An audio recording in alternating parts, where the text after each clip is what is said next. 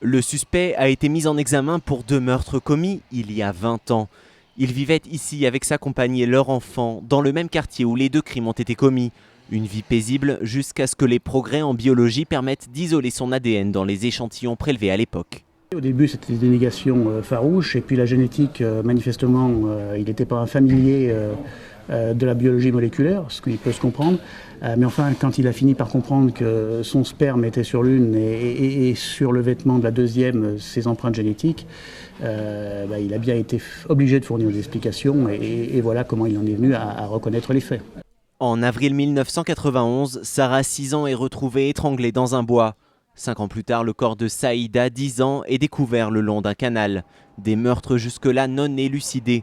Pour les familles des victimes, c'est la stupéfaction. Le suspect était connu par certains. C'est encore plus difficile pour certains membres de cette famille de concevoir qu'ils ont été au contact au quotidien d'une personne qui a pu commettre des faits de cette nature.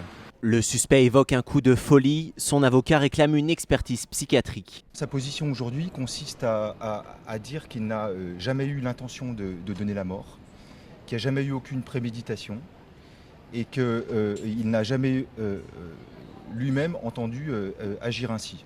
L'homme de 37 ans est atteint d'une maladie rare qui provoque une dégénérescence musculaire mais aussi parfois un retard mental. Il pourrait plaider l'irresponsabilité.